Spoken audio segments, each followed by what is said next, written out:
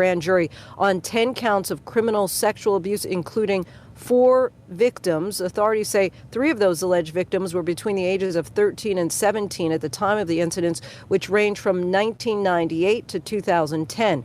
Legal troubles for New England Patriots owner Robert Kraft. He's facing misdemeanor charges of soliciting prostitutes. Police in Jupiter, Florida say investigators have video evidence showing the 77-year-old soliciting at a shopping center massage parlor. ABC's Zachary Quiche has more. Kraft spokesperson said in a statement, "We categorically deny that Mr. Kraft engaged in any illegal activity. Because it's a judicial matter, we will not be commenting further." The charges follow a 6-month human trafficking investigation. Reports that Venezuelan National Guard have fired tear gas on residents, clearing barricaded border bridge with Colombia. They're in line with opposition leader pushing to deliver international aid, much of it from the U.S. across the border. You're listening to ABC News. It's time to join the millions of people using Zoom video conferencing. Turn any size conference room, huddle room, or executive office into a Zoom room with flawless HD video, crystal clear audio, and instant wireless sharing. It'll even work with your existing hardware. Start your meetings with a single touch or use Zoom's new voice command feature. Hey Zoom, start meeting. Huddle happy. Visit zoom.us to set up your free Zoom room trial today. That's zoom.us. Zoom video conferencing. Marriage, a new home, the birth or adoption of a child, and the new tax laws? You might want to check out your withholdings. The IRS has made a withholding calculator on its website so you can do a paycheck checkup. Now, if you're caught short this year, chalk it up to experience and make the changes for next year. Do you owe more than $10,000 in taxes to the IRS? There are programs that can reduce or eliminate your debt now. Call Fox Tax at 800-680-8090. 800-680-8090. North Korea's leader Kim Jong-un has reportedly left by train from his country and already entered China. Russia's TASS news agency said the personal train had departed the North Korean capital. Un is set to meet with President Trump in Hanoi, Vietnam next week, and he's entered China, possibly carrying the leader. Shares of food maker Kraft Heinz plummeted Friday after the company announced disappointing results and revealed the SEC is looking into the company. ABC's Mark Remillard has more from New York. Kraft Heinz disclosing an investigation by federal regulators compounding poor economic data. Shares of the company fell nearly 30% on Friday after it said that it received a subpoena from the SEC in October related to the company's procurement operations, which handle interactions with outside suppliers. It also announced the company posted a $12.6 billion loss in the fourth quarter and slashed its dividend payment. Mark Remillard, ABC News, New York. In suburban Detroit, auto workers held a prayer vigil Friday outside a GM plant that's slated for closure. The Warren Transmission Factory is one of 5 factories that GM plans to shutter in a cost-cutting plan. Mike Plater of United Auto Workers said that they will fight to keep their jobs. This company is coming after our jobs, and we're going to take them on for our jobs. That's what we're doing. We're doing it every day. United Auto Workers estimates that the closure will affect nearly 300 workers. This is ABC News. It's time to join the millions of people that meet happy with Zoom video conferencing. Zoom gives you flawless video, crystal, but then it just works. So ditch the distractions, join the movement, and meet happy with Zoom video conferencing. Visit zoom.us to set up your free account today. That's zoom.us. Zoom video conferencing. I'm Michelle Franzen, ABC News. ABC News this hour is sponsored by the Woodland Bank. Today, we're talking with Andy Klocko. And I'm Tasha Klocko. We own and operate Klocko Brewing Company. We, first and foremost, brew beer. The Klockow's are customers of Woodland Bank. Woodland, to us, came very highly recommended from multiple people in the community and kind of hit it off with everyone right away and sort of felt like the right thing.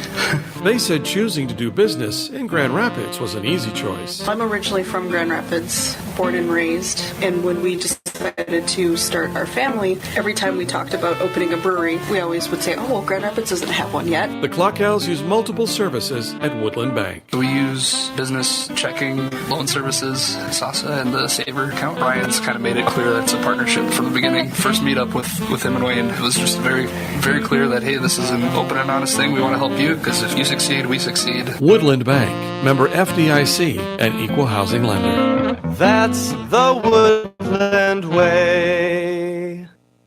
Classic Radio weather.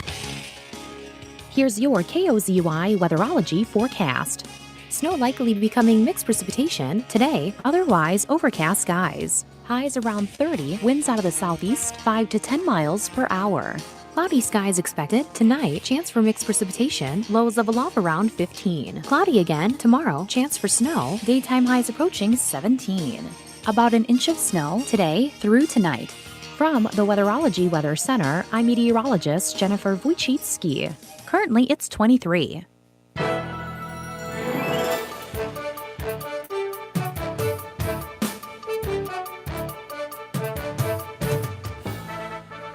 It's time for the Sports Issue on 1320 KOZY and KOZYRadio.com.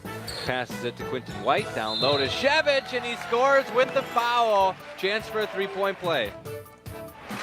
And the Blue Jackets now with a 4-goal deficit to make up. 4 minutes here in period 2 to do it, and Birdsall comes into their zone right away. Drive to the net, and a shot and a rebound, and another Greenway goal. Good for Ugrich, Stevie Ugrich. That a boy, kid. You're going hard to the net. He buried it. The Sports Issue is brought to you by Northern Pines Orthopedic Clinic, Woodland Bank, Anderson Glass, and Super One Foods. Now Notre Dame back, but able to hang on to it. Now a breakaway pass for McLaughlin.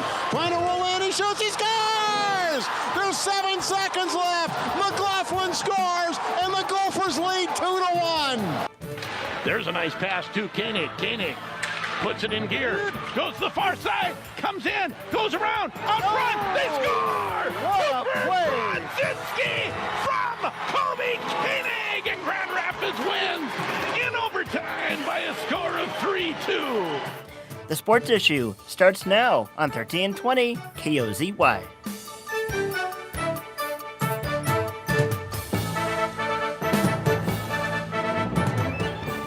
And a good Saturday morning to you and yours. Welcome to the Sports Issue on your sports leader KOZY. Joe Gigliotti with Sheldon Willis. Hi there. Hello. How are you on this fine day? Not doing too bad. It's been one of those mornings. Yeah, did something happen that I didn't notice? Well, I mean, I think I heard some noise like a minute ago. Oh yeah, well, I kicked my headphones off the table and ruined the little adapter that goes to 1/4 inch. And for some reason, when I opened 33 tabs on my computer, it slowed down, and I was a little late. So I don't have near as much information as I like in front of me yet. Okay, well, the computer's still trying to catch up. Its brain is being very, very slow. I see. Well, hey, it's early for the computer, too.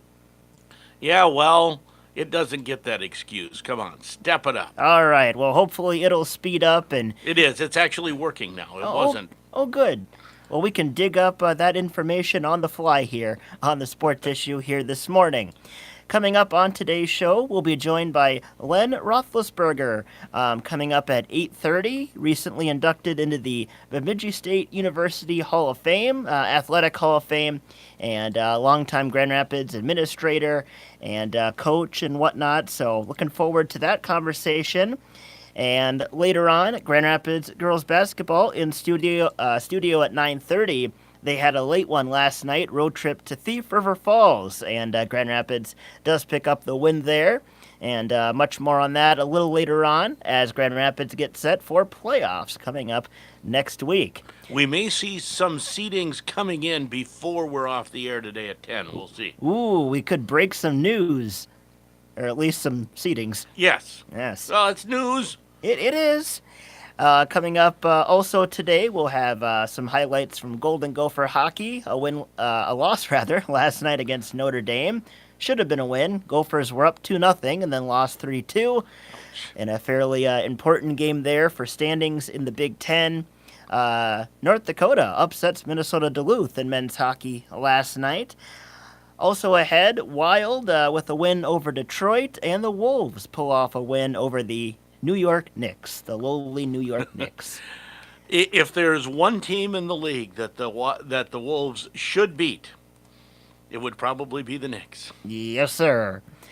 So, here we go on today's show. It is also Minnesota State girls hockey action going on in St. Paul. Semifinals yesterday in Class AA, it was Brainerd Little Falls 3-2 over Andover, and the score matches their seeds, the 3 seed over the 2 seed. Slight upset there, I think. I think so. I watched a good bit of the first 2 periods. Brainerd Little Falls was leading 2-0, but Andover, I thought, had the better of play. That first line, Brainerd didn't have any answer except their goaltender, and that was enough of an answer. Andover ties it in the 3rd period. They go to overtime, and Brainerd, I believe, scores 10 seconds into overtime. Not bad. Let's just get this over with. In the other semifinal in 2A yesterday, it was Edina, the number 1 seed, over 5 seed Minnetonka. Final score 2-1. And how about this? I was watching part of this game.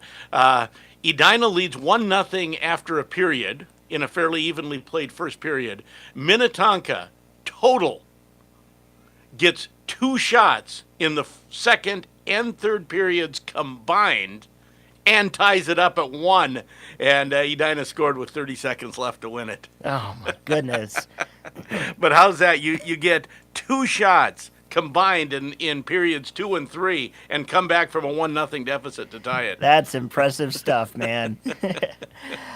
So your state championship matchup in AA will be Brainerd Little Falls against Edina. That'll be tonight at 7.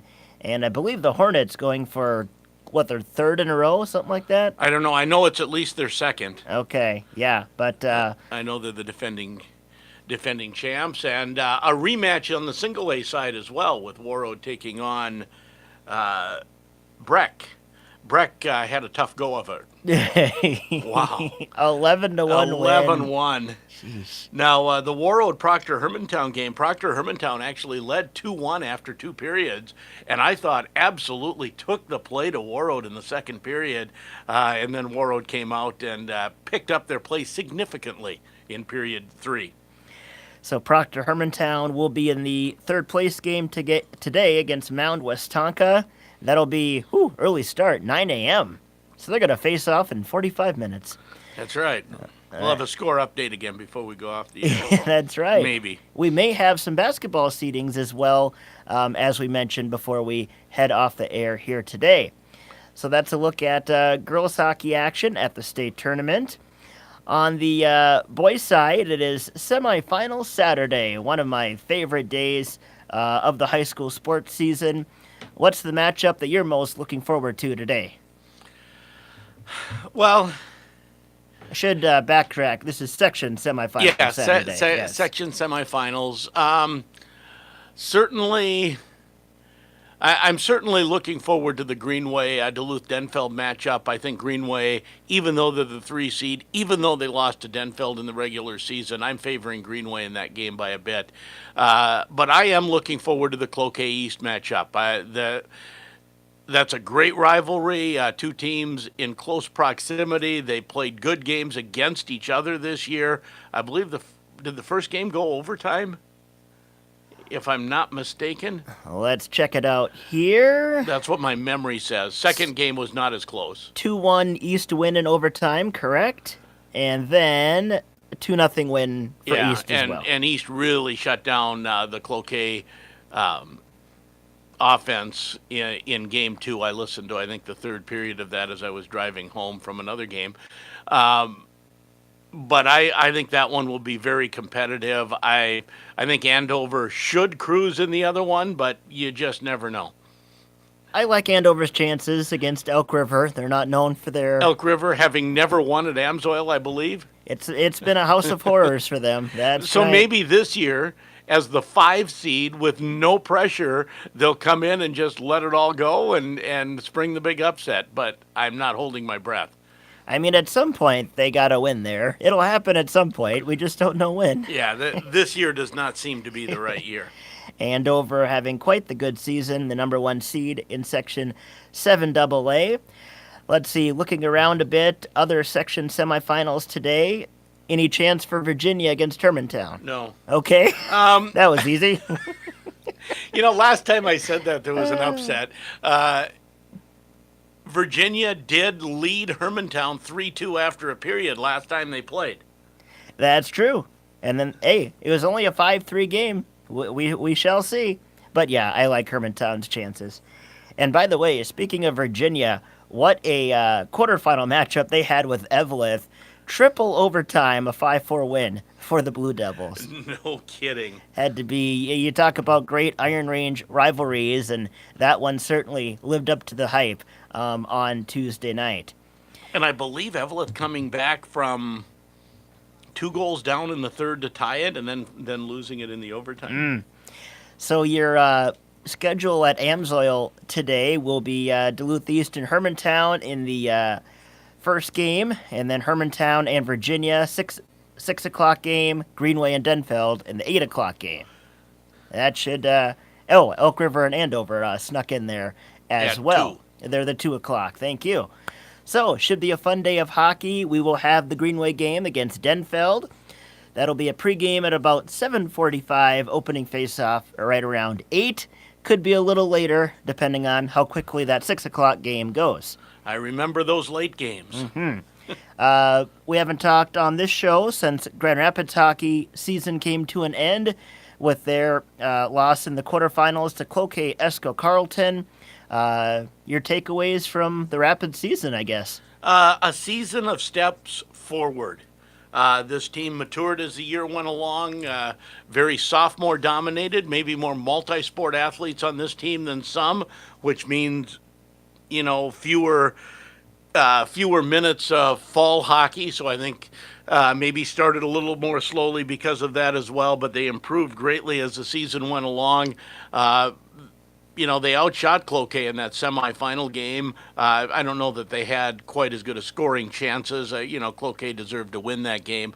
But there's a very solid Bantam AA team in the wings with a number of freshmen this year, will be sophomores next year. Hats off to the seniors that were on this year's team. But I do expect next year's team to take another step forward. Grand Rapids got to the point of being competitive with top 10 teams in the state, as evidenced by the win over Wayzata, win over Cloquet in the regular season. They're fast and they were learning how to use that and being physical enough. I enjoyed following this team this season, especially in the last 7-8 games, and not to mention a pair of 2-goal leads on Duluth East at Heritage as well. So that was a fun game to listen to as well. So congrats to Rapids. I think you put it well. Steps forward here this season. Looking forward to next year, and thank you to the senior class for Rapids as well. By the way, I think I can get the 5 seniors without notes. Kobe Koenig, Anthony Del Greco, Cam Jager, Tanner Hantala, and Connor Flohog, I believe. Impressive. The final one. Right off the top of the old noggin. Hey, we'll take a quick time out. We'll be back. We'll have a look at area basketball from last night. Still to come, Len Roethlisberger, and a little later on, Grand Rapids girls basketball in studio. The sports issue continues next. KOZY. With all the snow and cold weather we've had, it's time to think about summer. Hi, this is Nate, store manager of Super One South. It is the Taste of Summer produce sale. On special this week, kiwi fruit, 3 for 99 cents. Del Monte cantaloupe, 77 cents a pound. Fresh pineapple, $1.99 each. And extra large seedless red or green grapes, $1.99 a pound. Don't forget the berries, raspberries, blackberries, or fresh blueberries, 2 for $5. Think summer, think fruit. Super One Foods, proud to be a part of your community.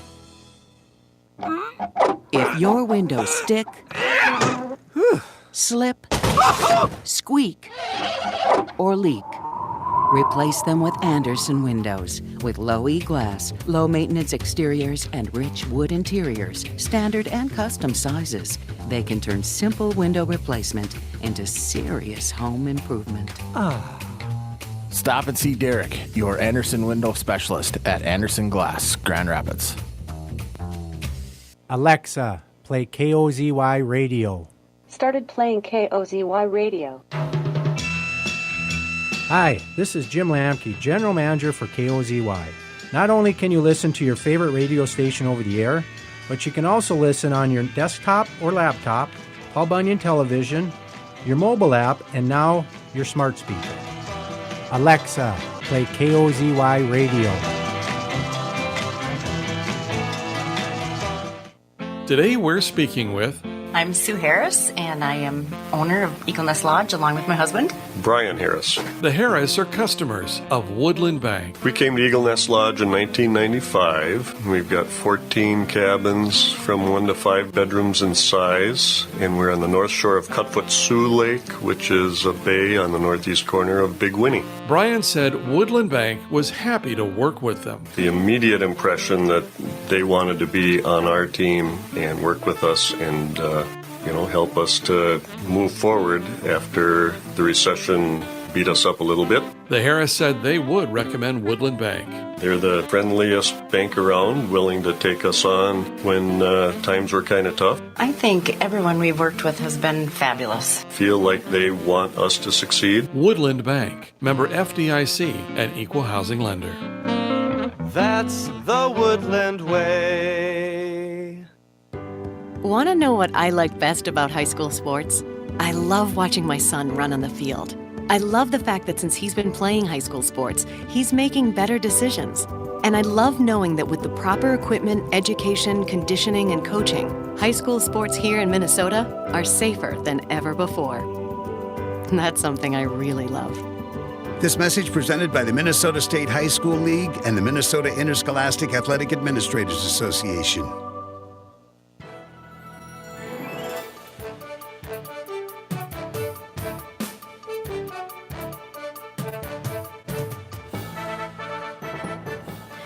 $1320 KOZY, KOZYradio.com. Welcome back to the Sports Issue here on our Saturday morning. It is our final Saturday of February already, as this month just tends to fly by a lot quicker because it's shorter than all the other months.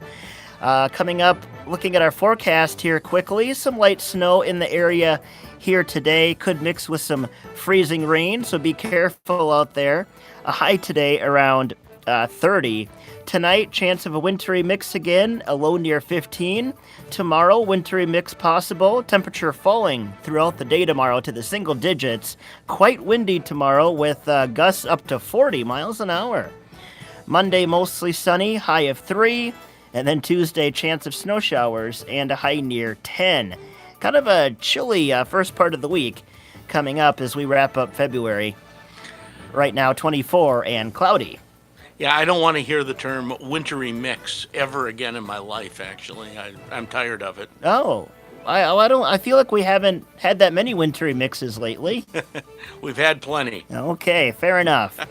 Our time is 8:24. Hey, our minute matches the temperature. Look at that. Amazing. Let's see. Girls basketball action from last night. We had the Rapids girls taking on Thief River Falls, and Rapids comes away with a 51-45 win last night over the Prowlers. Early on, Liberty Blaine tying things up at 9. High right wing to Roberts. Roberts right corner to Blaine. Blaine for 3 ties the game. Liberty Blaine's got a couple of threes tonight. We're tied for the first time, 9-9. That's our friend Bob on KKAQ. Thief River Falls carrying the game for us last night. Saved you a road trip. It did. I was very happy not to be driving all the way back from Thief River Falls last night. And while this morning hasn't gone that well for me, I'm sure it's better being I'm not tired. A little later on, Taryn Hamling heating up for the Thunderhawks. Hamling dribble drive, layup for 2. Down court all the way. Taryn Hamling's first field goal. And now a 5-point lead. Second half action, Hamling again extending a Grand Rapids lead to 15. Grand Rapids basketball on the perimeter. And a 3 from the right corner. Taryn Hamling knocks down another one. She's got 15 in the ball game. And Grand Rapids, Thief River would keep it fairly close, but the Thunderhawks would hit some free throws down the stretch and win 51-45. Maybe a little closer than expected, but the Thunderhawks do get the win. They're in prime shape for a number 1 seed in 7AA. And for Grand Rapids, I know Hannah DeMars, who's absolutely been ripping up the score sheets and rewriting them recently in the last part of the season was not there, and that's she will be fine. She will be here for playoffs. She is not suspended nor injured. That's good. Just sometimes I can't say everything I know, but I can say that. And also, just looking at the score sheet, it doesn't appear that Mira Beachley, well, she didn't have any points last night. I know she's been fighting an injury. I've been told that she will be okay for playoffs. Should be a lot of fun. Grand Rapids favored in Section 7AA, and you're thinking maybe a Hibbing Grand Rapids final. Maybe. Well, I just looked. Do you know what Hibbing's record is? No. 24-2. That's impressive. They've lost twice to Grand Rapids, once by 5 and once by 4. Ooh. Those are their only 2 losses of the year. And, if you want to, and I know all the hockey fans were mad at the QRF, Grand Rapids 18-8, they will easily get the number 1 seed because of playing a much more difficult schedule. Could be a heck of a section final in Class 7 3A. And we'll have it, of course, here on KOZY. That's a little ways off. Still got to win a game or two to get there. Yes, that will be, I believe, a week from Thursday. Something like that. I believe. Yeah. But, of course, difficult to beat a team 3 times in a season. Especially a good team. Yes. Abby McDonald's senior year. Looking forward to that matchup if it happens a little bit down the road. Let's see other girls basketball from last night. We had Len is ready to go. Hello, Len. You can join Sheldon right out there. Yeah, come on in. Your coffee and coffee cups all ready. I missed the turn. You're good. We're on the air here. We're just finishing up a segment, and we'll talk swimming and all of your stuff afterwards. The donut is a day old, but you can still have it if you'd like.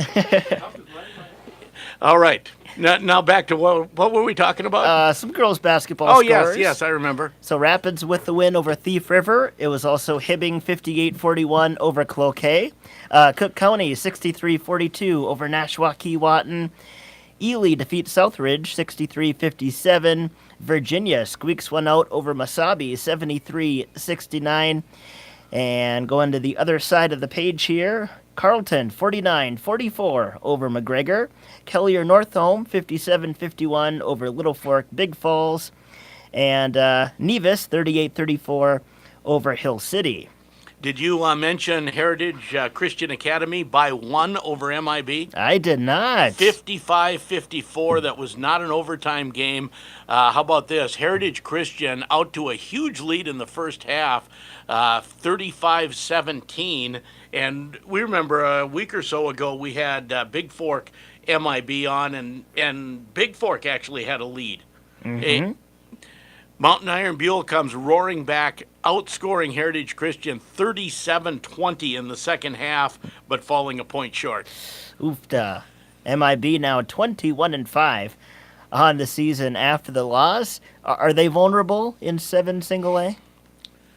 Yeah, actually, they have a section loss to Cromwell, and I think Cromwell's going to give them a good run in the section finals if Cromwell gets by Big Fork. Also, on the boys' basketball side from last night, Cook County sneaks by Nashwauk-Keewatin 68-62. It was Duluth-Enfield 60-39 defeating Proctor. Aiken 61-25 over Staples Motley. Bemidji 75-55 win defeating Cloquet. Hibbing 85-44 over Moose Lake Willow River. Big Fork 76, Evlith Gilbert 72.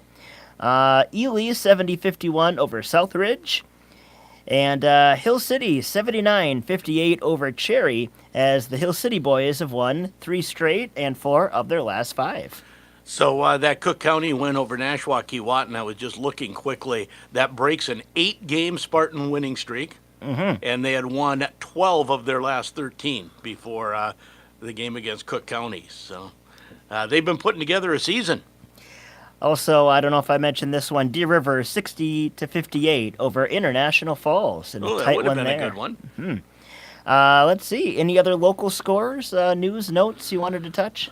Swimming sections, finals today. I believe the diving prelims at 11 and the swimming starts at 3, and then they'll tuck the diving finals kind of in the middle of that. And wrestling individual sections finish up today. That was yesterday at Hibbing, and again today at Hibbing. I do not have any report from day one, but we will certainly have a full report on Monday with which area wrestlers, but Grand Rapids wrestlers, especially here on the AA side, making it to state. We'll take a break. We have M&N News coming up next, and then we'll be joined by new BSU Hall of Famer and familiar name in Grand Rapids, Len Roethlisberger, coming up next. KOZY.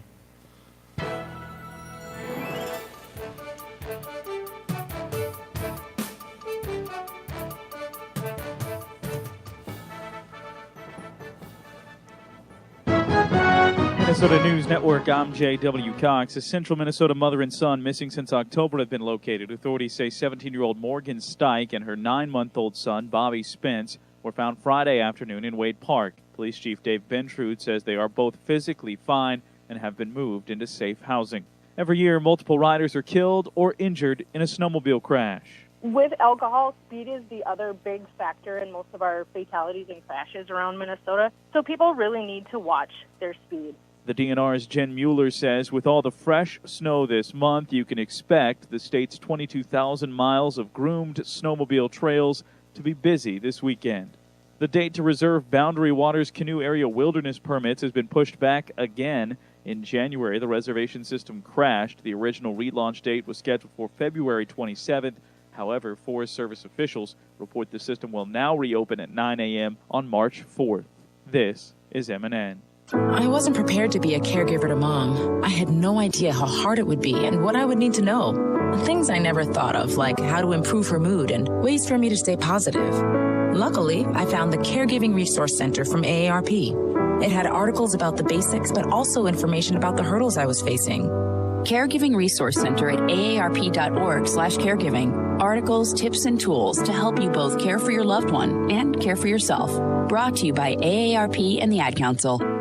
Are you thinking about buying medicine online? A search for online pharmacies yields more than 20 million results. But which ones can you trust? Medicines bought from unlicensed online pharmacies can be dangerous. You may get a fake drug, your condition may get worse, or you may experience a bad reaction. Don't put your health at risk. To learn how to find an online pharmacy that's safe and legal, visit fda.gov/BeSafeRx. A message from the U.S. Food and Drug Administration.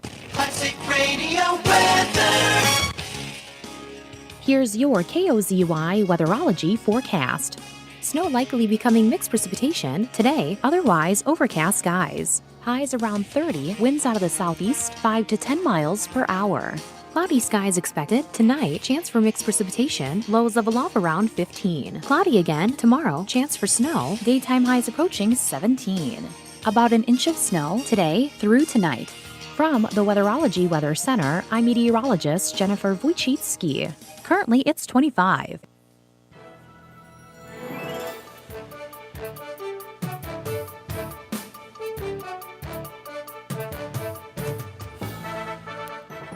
And welcome back to the Sports Issue here on 1320 KOZY, KOZYRadio.com. A little bit after 8:30 here on our Saturday morning. And Sheldon, we have a special guest with us today, Len Roethlisberger, new BSU Hall of Famer, former Grand Rapids coach and principal, swimmer, and glad to have him with us. And he recognized you because you're a Grand Rapids guy. Yes. You probably had him for classes or something. Or he was in my office. There you go. Len, shh. He was my principal at the middle school. I can't imagine you ever getting into trouble. Yeah, I did not, no. No, he wasn't in my office. No. If I did, I was lost. He was a student helper, an ambassador, or something like that. Yeah, I can believe that. Now that sounds like the Super Joe I know. Len, welcome. Certainly good to have you here.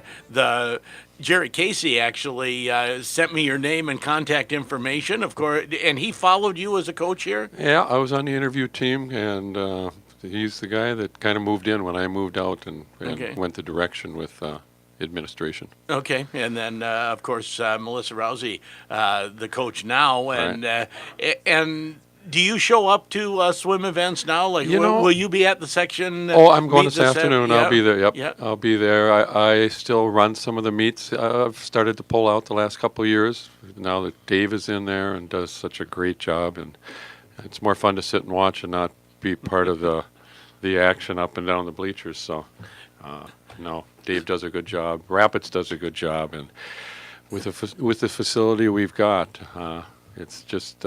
I think a plus for the community to get those teams here. Well, yeah, and sections, both girls and the boys sections, have been here in the 5 years that I've been in town. Both of them have come our way, so it's a testament to the facility and how well things are run here. You were working to make that the best facility it could be when that was going up. Well, I was lucky enough to get in. I was actually called into the superintendent's office, and he sat me down. He said, "Len, you're going to lead the design team on this middle school, from the architects and picking a selection committee to look at how we were going to design it and what we were going to do for the entire building." And so, the day they hung Bob Elkington's name on the front of the middle school, I took him up there. He hired me in Grand Rapids in 1975, so that was cool. And by the time Joe came along, as you said, you were the principal in administration and still the swim coach through 95? Yeah, somewhere around there. I've lost track of time. I retired 11 years ago in 08, so. As you go to meets now, do you find yourself still feeling like coaching, or that's pretty much out of you now? You just enjoy it. My legs couldn't take it, or going up and down the bleachers and up and down the side of the pool. So no, I'm a great spectator now. Okay, good. We'll talk more about some of your accomplishments, because earlier, before being a coach, you were a standout swimmer yourself, and that's a lot of what you were just honored for as part of the BSU Hall of Fame. I was from Babbitt, grew up there. I think, you look back, but the history of swimming on the Iron Range, a lot of people, especially this younger generation, not knowing it and seeing it. If you were to grab one of the programs today, they go all the way back to about 1974, 75. But swimming on the range actually goes back to before the 40s, 1940s. And the reason it goes back that far is that back in those days, the mining companies were building the schools and everything else in all the communities. They put pools in every one of the schools. I mean, they were all 20-yard pools, tiny little things. About 3 of them would fit in the current one we've got now. But Greenway had them, Nashwauk had them, Hibbing, Chisholm, Buell, all the way to Virginia, to Ely, to Babbitt, Hibbing. Now Chisholm still had that 20-yard pool up until, or is that still? They're still competing in the 20-yard pool. Yes. I remember that one. Kids get a kick out of going to those, and it's a different type of event because you're doing a lot more flip turns, and you've got 2 entries per event, and you get into ours, you've got 4 as a team. So the bigger teams do well against the smaller teams. Strictly, it's a numbers game when you get to that level. Yeah, certainly. You look back at that history of swimming up here on the Iron Range, and we think of hockey. Everyone thinks of hockey up here on the Iron Range, which has a storied tradition, but there are traditions with other sports as well that go way back. Yeah, it goes way back, and I mean, not only to the high school level, but then as a result of all those programs, we were sending swimmers to the University of Minnesota. We had, there was a guy by the name of Steve Jackman that went at like a 21-1 way back then, which is a phenomenal time. And, guys that were in the Olympics. So, yeah.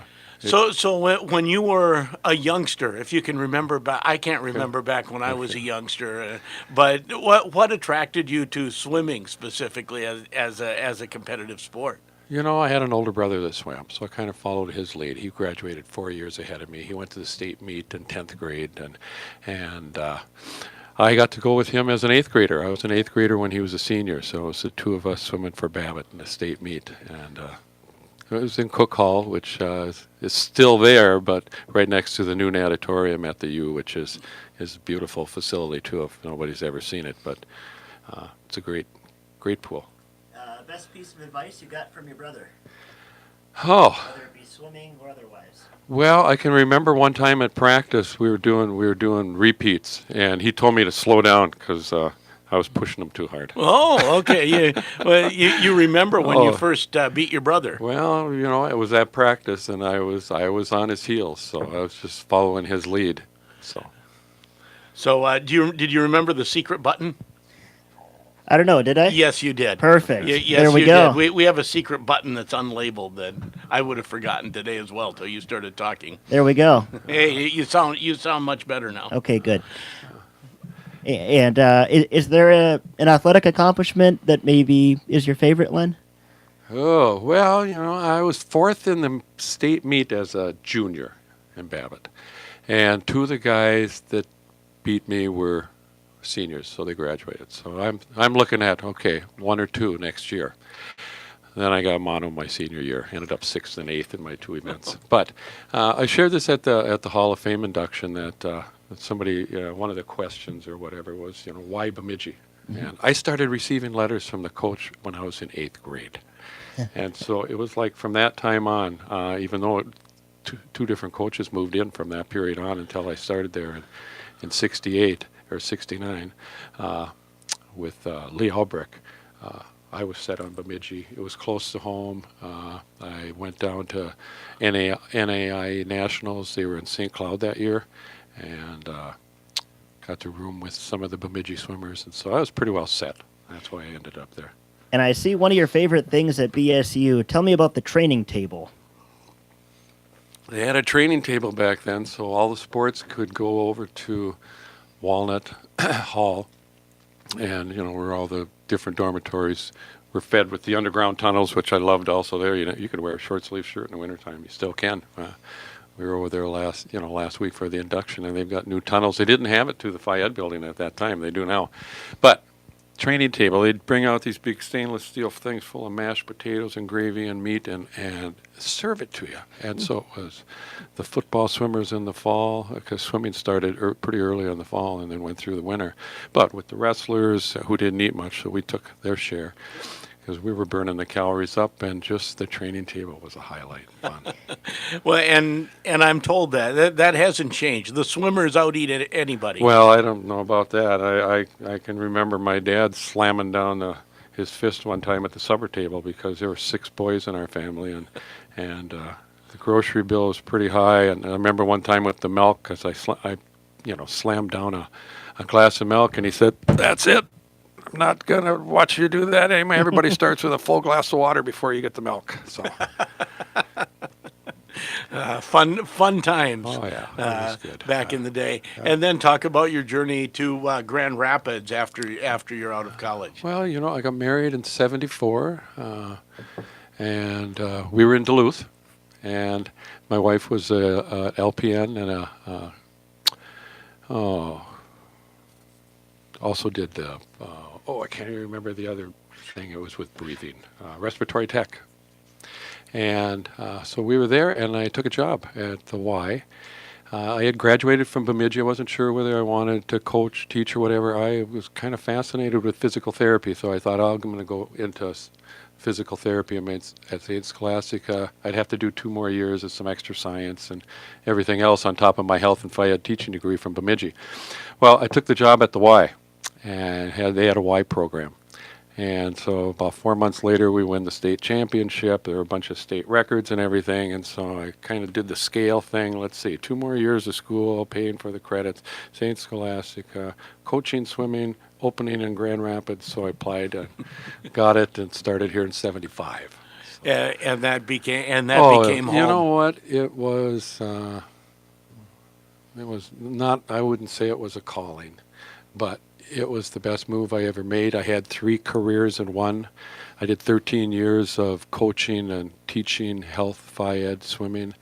I did 10 years as a middle school counselor and then 10 years as an administrator in the district. And it was a perfect career with a very progressive, great district. And you got to move just enough to keep it fresh and not get tired. I loved it. I loved it. I'm amazed when I meet teachers that have taught for 25 years and still keep it fresh, because that takes someone special. I'm amazed too, because the change was good for me. Okay. And for those that can do what Jerry Casey did, and there were like about 17, I think I read off at my induction, 17 guys within a 6-year period of the time I was in Bemidji that went out from Bemidji and that were all swimmers that did 30 to 35 years of coaching, swimming, and health and phy ed. So what are some of your best memories from your time coaching Grand Rapids swimming? Oh, well, you walk in there now, they've got all those flags up there, you've seen them. Yep.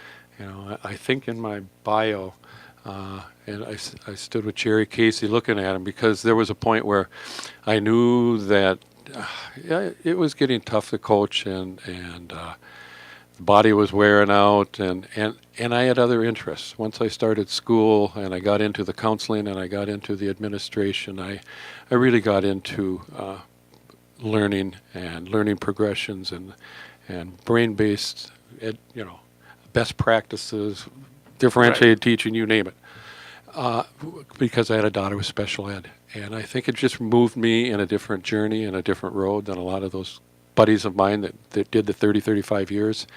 And so the counseling and the schooling that came with it and then the classes that I took for administration was a path that just got my focus and my love and desire and passion.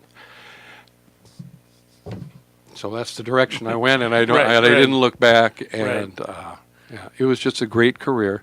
And looking at those flags up there, I had some great teams, and I had, I was section coach of the year 5 or 6 times.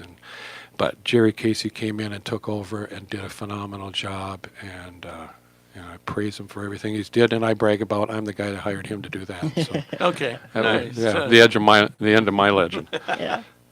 To take over and keep it going. Yeah. And, things become more competitive, more spread. And I know every sport now fights for numbers, fights to get kids involved in the program. And I'm sure that was an issue back when you were coaching. Oh, it was. Yeah. I remember, you guys know Joe Silko used to be superintendent. And I used to call him because he had his marching band thing going and everything. And in the fall, when the girls were supposed to be going to swim meets, they had Saturday band marching competitions in all over Iowa to wherever they go. They still do it with Dale Gundy. And my son was part of that program. Great program, but we'd call and we'd fight. I need her at the swim meet over in Aurora or Mesabi East. And Joe said, well, I need her down in Ankeny, Iowa to march, or down in Farmington or wherever they were heading. And so we'd have to share and fight for it. And then the elementary programs, we started a spring program and everything else. But then when the Y came to town, that gave us the feeder program we've had. And if you look at the communities like Brainerd, Duluth, everybody that has a Y program, it's just such a natural age group program that helps feed the competitive high school program. But all from the high school side, it's really, really well, hard. and then you've got to have that elementary program, and we did that for a few years, and it helped. But it's just that extra time. And for me, I loved coaching track. Also, I was a shot put, and a shot putter and a discus thrower in high school. And I brag that I still have the shot put record in Babbitt, but I don't tell people that they dropped the program probably 10 or 15 years ago, so nobody got it. You're going to have that. Well, you're going to have that one forever. Well, then I threw at Bemidji. The shot was too heavy, but I threw javelin and lettered a couple years there before the throwing was too hard on the arm, so I concentrated more on the swimming. But so to do that spring program, I couldn't coach track, and we had some successful girl shot putters that we coached here. Patty Fitzgerald is an example. She's in the Hall of Fame here in Rapids, but she's in the Hall of Fame at Bemidji State also. She was second place for us here and went on to become a national indoor champ at Bemidji State. And so I enjoyed the track too, and I did track for 20 years. I was assistant coach. Tom Hanna was head coach, and lots of fond memories of that also. So what? And is there something different at Grand Rapids, or because it seems like there's been a standard of excellence throughout the athletic and extracurricular programs here that has filtered down through a lot of years? Well, I think it's a combination of a lot of things. The size of the school, the number of students. You know, I look at some of the teams and I'll see a bunch of the guys today. You know, Evelyn Gilbert and Virginia and Ely and all of these other areas that had numbers that were just going through the roof back in the day when the mines were employing the numbers of people that they were employing. And each of the high schools were viable in their own sense, and they had great numbers. It's a numbers game now. And because of our location, the size of the community and everything, there are a lot of kids, and it takes numbers to win these meets. And and the coaches that are out there, and I'll see a bunch of them today, they've got, 8 or 10 kids. And I was counting last night. I went around. I've got a picture of each team now, the way they've got the meets set up in the seating areas. Yeah, Hibbing and Grand Rapids, they've got teams with 25 to 32 kids. Right. And you look at Evelyn Gilbert, Chisholm, and some of the others, and if they can put a dozen kids together in their programs, Yeah. they're working hard to do it. When so. I was talking to the I Falls coach, I think he said he had 16 between. That's right. from. That's the whole. The whole shooting match right there. 7 through 12, probably. Yeah, very much so. So it's a numbers game. And as far as working with people, leadership, differences between coaching and administration that you found? Or the challenges that each one poses? For me, Rapids is such a progressive district. We've got size, we've got numbers, and then we've got the bigger pools. And when you've got the bigger pools, you can have more kids practicing. There's more room, more space with the lanes and everything else. And so I always felt well supported in Rapids with the budgets and everything else and the numbers. And it was just a pleasure to have my whole career in this community. And was it kind of a big step up to go from swim coach to, future principal? As far as leading a team and then leading a whole school? No. It's I was ready to step back and enjoy, my ride and watch everybody carry on and make their own history, I guess, so to speak. So what challenges you these days? I know you mentioned you've been retired now for 11 years, but you still look like you're sharp and going after it. So you're not that old. Yeah, I don't know about I'm 68 now. It's not that old. That isn't bad. What keeps me going? I've become more of an advocate for people with disabilities since retiring. I sat on the endowment board initially right before I retired in 2008 through School District 318, and we started giving away these mini grants. And we had over $300, and then I chaired it the last couple of years I was in it. And so we were giving out mini grants to the teachers and everything else. And then I got on the board with MDI, Minnesota Diversified Industries, Peter McDermott. For those that don't know the story behind that company here in town, they have a factory in Hibbing, brand new building that Peter and the board put into place a year ago. They've got a factory down in Roseville, and they make the totes, the postal totes that you get the bulk mail in. So if you're in the office at the school, you see the mailman come in. He comes in with this big postal tote. Over 90 million of those in the last 35 years plus have been made in our factories. And 50% of the employees for Minnesota Diversified Industries are people with disabilities. So my daughter was there for 12 years, and I've become a very strong and staunch supporter of people with disabilities. We started a scholarship program through MDI, which we'll be meeting in another week or so. And initially, we started with about $44,000 in the Grand Rapids Area Community Foundation, who's headed by Chris Fulton, who is one of my former divers, went to West Point. And there was $44,000 in the account, and now it was over $300,000 last year. It's down, but I think it's coming out again. We started with 2 $500 scholarships. Last year, we gave out 15 $1,000 scholarships. And to get those scholarships, you have to have a documented disability, which is either a 504 from the American Disabilities Act, so it could be anything from even visual to ambulatory to you name it, to people with IEPs.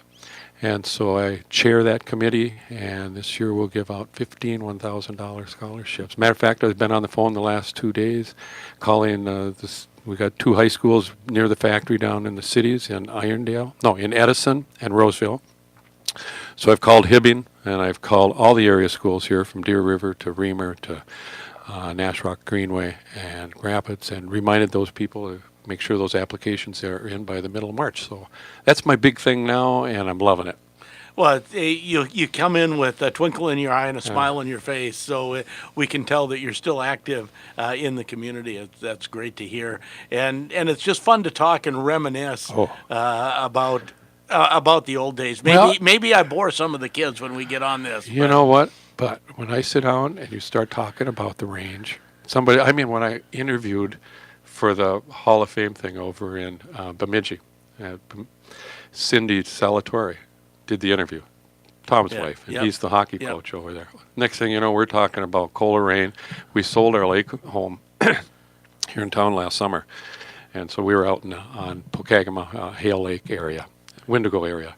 Moved over to Coleraine and got into a condo on Eagle Ridge Golf Course, so I'm now a Coleraine resident, so I'm a greenie.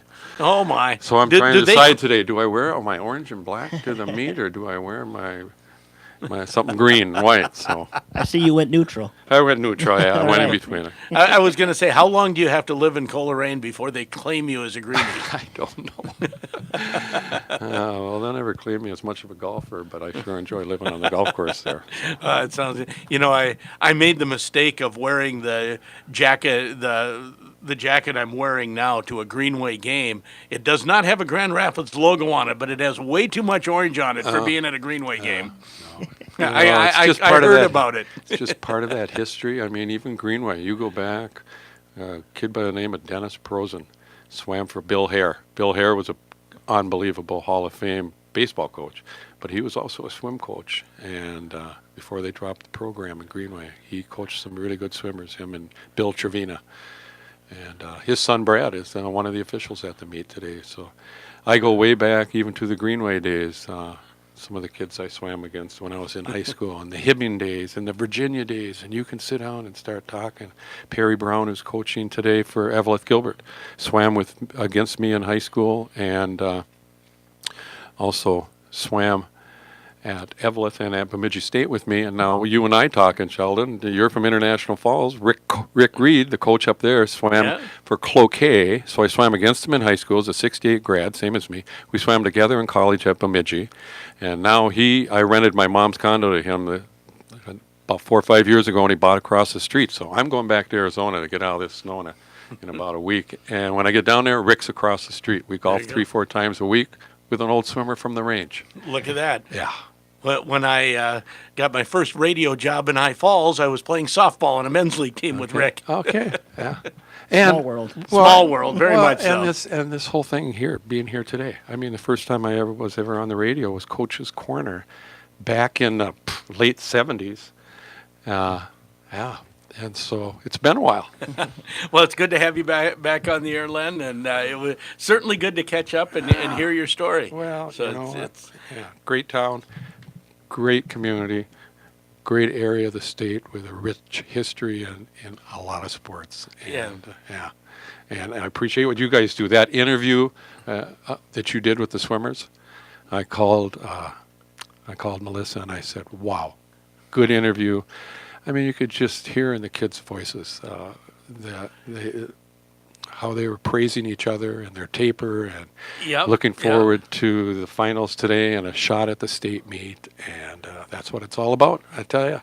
There's an important place for athletics in the development and rounding out personalities and helping kids to learn how to set goals and work together as a team and to put in the hours that it takes to be successful, no matter what that endeavor is. Well, and I know I sometimes get into some people my age say, the kids these days, everything's going to the dog. And I say, I don't see it. No. I may only see the good kids. I'm seeing the kids that are able to keep their grades up, stay out of trouble, and committed enough to stay in a sports program. Those are the kids I interact with. And doing how many other things besides that. But I see good kids. Oh, yes. Yes, I do too. Thanks for coming in. Hey, thank you. Appreciate it. Yes, thank you so much for coming in, Len. And, and it's been interesting to hear about your work now with the scholarship program and with Disabled. That's great stuff. Wow, thank you. That is Len Roethlisberger here on the Sports Issue, a recent BSU Athletic Hall of Fame inductee and Grand Rapids former administrator, principal, and coach. We'll take a timeout. We have much more to come. Gophers, Wild, Wolves, and Grand Rapids girls basketball in studio at 9:30. This is KOZY. Save this week at Super One Liquor. Get Miller Lite or Coors Light 24-pack cans only $17.97. Summit Beer 12-pack bottles just $12.97. E&J Brandy 1.75 liters only $15.97. And Black Box Wines 3-liter boxes only $14.97. You'll find these savings and more at Super One Liquor, Grand Rapids, Hibbing, and Virginia.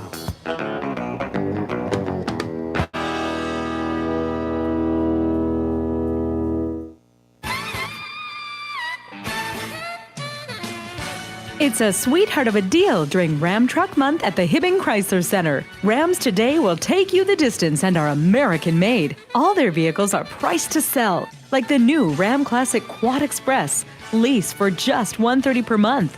Or step up to the new DT Ram Crew Cab Bighorn 4x4, lease for $266 per month. Or ride in luxury in the new DT Crew Laramie 4x4 for $396 per month.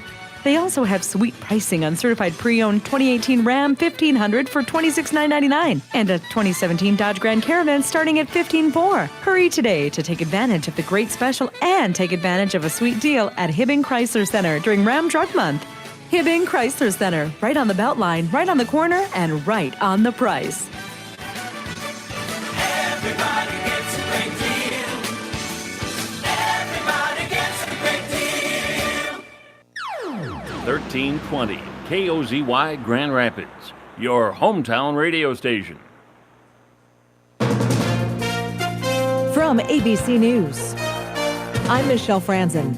At the Vatican, it's day 3 of the 4-day gathering of bishops and cardinals, the summit focusing on the sex abuse scandal within the church and protections for minors. Outside the Vatican, survivors and demonstrators calling for more action and zero tolerance. ABC's David Wright has more from Vatican City. There's frustration among the group of activists that have come here to Rome from every aspect of the abuse scandal. Frustration that the bishops are sitting in a room by themselves watching videotapes of survivors, but not really interacting with survivors. And they say that they've lost an opportunity here to put a human face on a tragedy that is really worldwide at this point. The summit ends tomorrow. R&B star R. Kelly expected to appear in a Chicago court today for a bond hearing after surrendering to police last night. Kelly faces 10 counts of criminal sexual abuse, including, police say, people who were minors at the time of the alleged incidents. Kelly denies the allegations. A judge will decide if R. Kelly is deserving of bond after hearing the Cook County State's Attorney's case for each of the 10 Class 2 felony counts against him. The judge could also make R. Kelly surrender his passport. The R&B singer has been preparing to embark on a European tour in April, with 3 shows set in Germany and the Netherlands. ABC's Ryan Breaux in Chicago. President Trump's former personal attorney, Michael Cohen, is expected to testify before Congress next week. ABC chief political analyst Matthew Dowd says the Q&A will provide a close-up look into the Trump organization. We're going to see Michael Cohen grilled by both Democrats and Republicans, and now he's got a credibility problem, obviously, because he lied to Congress, and he admitted to lying to Congress. But I think that day of testimony is the first, as I say, is the first time we're getting a real window into the president with somebody that has stood by the president for 10 or 12 years. Cohen is set to testify on the same day the president will be in Vietnam meeting with North Korean leader Kim Jong-un. You're listening to ABC News. Ever wonder why Europeans seem to speak so many languages? Maybe it's because they use Babbel, the #1 selling language learning app in Europe.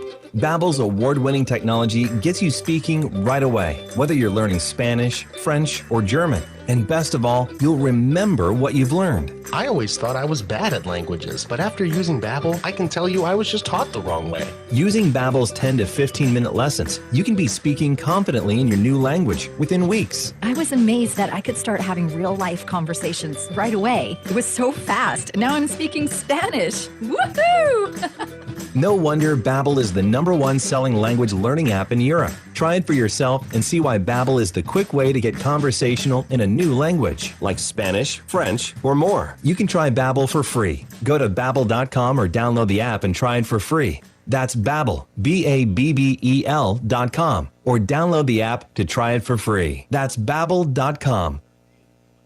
Clashes reported in Venezuela as security forces clash with demonstrators at the Colombian border trying to push through aid from the U.S. that's been blocked by leader Nicolas Maduro. ABC's Todd Ant has more. On his Twitter account Friday night, Senator Marco Rubio condemning reports of violence at the Colombian and Brazilian borders with Venezuela, where supporters of disputed President Nicolas Maduro have been reportedly attacking civilians, attempting to bring medicine and humanitarian aid into the country. Rubio tweets, a bus carrying members of the National Assembly was attacked by a Maduro gang carrying assault rifles. Gang stole their personal belongings, several unarmed civilians wounded. In a statement Friday, the White House said the Venezuelan military must allow humanitarian aid to peacefully enter the country. The world is watching. Todd Ant, ABC News. Another successful launch for private aerospace company SpaceX. Now another step closer on its mission to send humans into space. Officials gave the green light on Friday to a newly designed Dragon capsule engineered to carry a human flight crew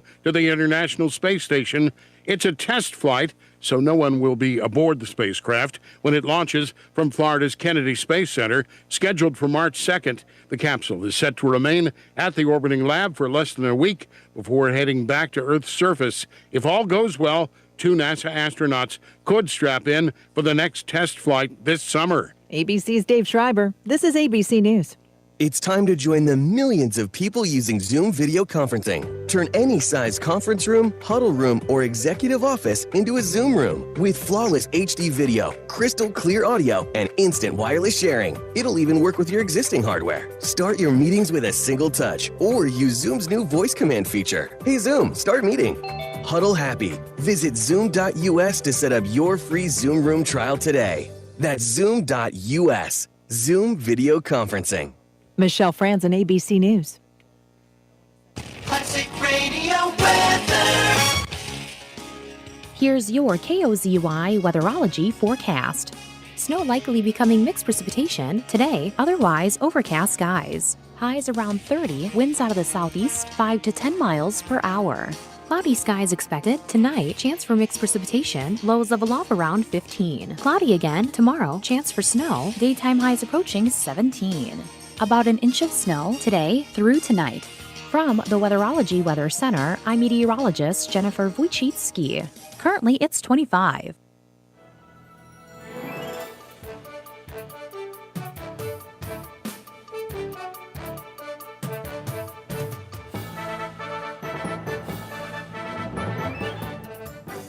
And welcome back to the Sports Issue here on 1320 KOZY.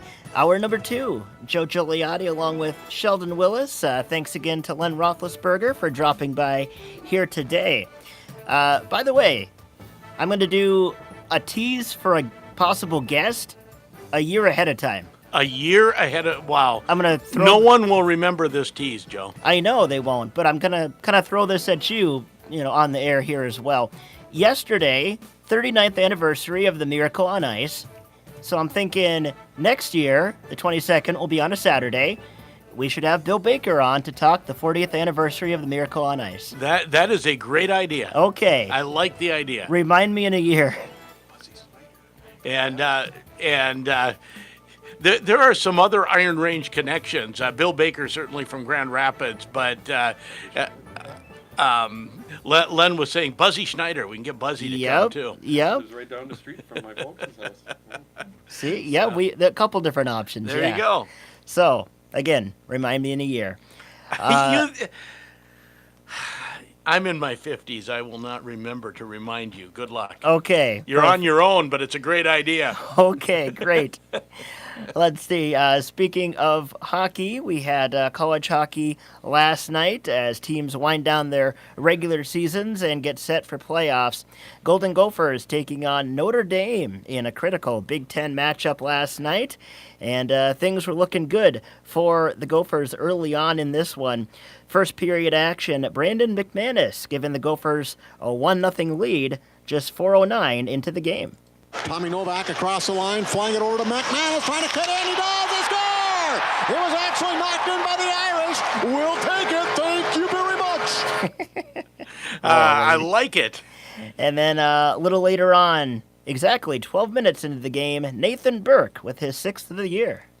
McLaughlin stops along the left side. Nice short pass to Walker. Cuts in and shoots. Hit his own man Burke, but he got the rebound and scores.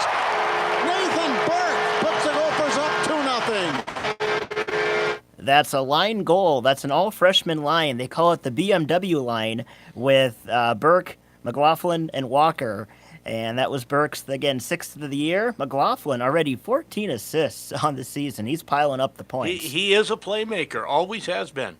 A little later on, second period action, Notre Dame cutting into the Gopher lead, making it 2-1. 2-0 Gophers, still short for 12 seconds. They pop it in front, back onto the point, it rolls. Dello across to the right side to score. Tyson shot, it deflects off of Robson's pad and barely trickles across the goal line. That was Colin Thiessen, his 9th of the season. Later on, earlier was Nathan Burke, this time Cam Burke for Notre Dame. But it's brought back across the Gopher blue line by Jenkins. Play down low, Cam Burke shoots, he scores. Cam Burke broke to the net. So did the other man on that line, Crawford. And Burke finishes it off. So the two Burkes have scored goals in this game. So we were tied 2-2 after 2. By the way, the irony of numbers, yesterday was February 22nd, 2-22. We were tied 2-2 after 2. And going to the third, it was Thiessen with his second of the night to put Notre Dame up 3-2. Moving off the wall now, Cam Morrison putting it out in front. They score! Tyson, a twisted wrister from the hash marks right out in front of Robson. And Notre Dame takes a 3-2 lead in this game. So that would be your final. Gophers, after a 2-0 lead, fall 3-2. After the game, a not happy head coach, Bob Motzko. You know, and I've been very cautious. I haven't aired any dirty laundry, but this is a movie we've seen before, and I wish I had an answer for it. I don't. How we can be so good on the road last week, and we've done this, and then come back and be so flat. And I really don't like ever being a negative coach. You know, publicly, and these are young kids, but I have to call it out. You know, that was not a good effort. You know, Notre Dame was sleeping early in the game, and we got the 2. But our second period was not how you play this game. And we had a little mustard in the third, but then Notre Dame, when they get a lead, they just shut her down. And but the whole thing starts to stops with our want to and how we're going to show up and play. And for crying out loud, I have that's, you know, we have an effort-based game that we suited up to play, and that was not a great effort by our group tonight. Have you noticed or have you found that Friday nights are particularly hard? No. For these guys on home ice? No, because we've had some good Friday nights at home. Okay. I mean, we've you know, when that's what I wish. That's what's frustrating. I mean, how, you know. Because we were talking about before, we had an 8 o'clock game not earlier this year, and we thumped someone pretty good on an 8 o'clock game on a Friday. And there was a look within some of our guys that I've seen before, and it's frustrating to see it. And a little bit of the DNA makeup, and you just can't have it. And this was a desperate game. And there's no question tomorrow is a must-win situation for us. Well, there's times that we've talked over the course of this season here where you line rush a puck into the zone when you've got the advantage with some numbers or have space that you can work with. And then there are times when you just have to dump it in. And I thought there were occasions tonight where we missed on the dump in and it turned the puck right over and boom, back they come the other way. Yeah, you saw. I mean, that's, you know, that trying to make something out of nothing, and when it's not there, you know, our goal by our young freshman line, that's how you play. They got it down deep, went to work, and how many times do we see it? And then we've got a couple other lines with some older guys who it's always trying to make a pretty play entering the zone. And they're rarely there. You know when you have an odd man rush. And we were close on a couple, but when you don't get your ground game going, your attack, and you don't get into the game, and that's what happened to a couple of our lines. And then they're, you know, long face on the bench, and you know, why is the game so hard, coach? You know, that's what they're looking at. Why is it so hard? Because the other team wants to win too. Yeah.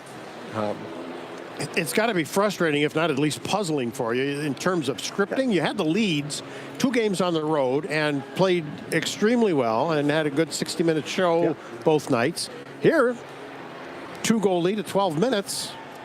And you're right, it seems like it didn't carry through that intermission, No, did it? It didn't carry through. We came out, and that was what I was most steamed at, it was even between periods. We were disengaged, and for it can't be that way. Yeah. Well, let's hope for the best tomorrow night, Bob. We'll have energy, and we will go tomorrow. Good. Thank you. You bet. And yeah, that wasn't a suggestion. That's a promise. We're going to come out and play hard. Yeah, I think for crying out loud is Bob Motzko's version of swearing at a press conference. Yeah, gosh darn it. Yeah, you never want to hear for crying out loud from your coach. So Gophers now in 4th place in the Big Ten, technically, I believe, tied with Michigan point-wise, but trying to get home ice for the playoffs, as that'll start very soon. Other college hockey last night, North Dakota 4-1 over Minnesota Duluth in an upset there. It was 3-1 North Dakota after one. They would add a goal later on in the game, so the Fighting Hawks with the win over the Bulldogs. Bowling Green over Bemidji State 4-1. St. Cloud State continues their great season, a 4-1 win over Omaha.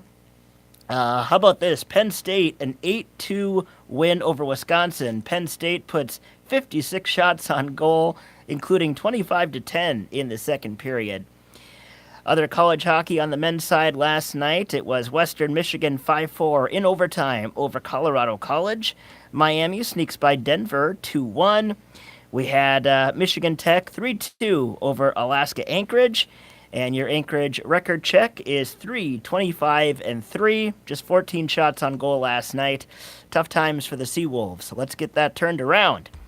By the way, future Anchorage Seawolf commit Taylor Lance, Greenway alum. Hopefully he can help them out down the road.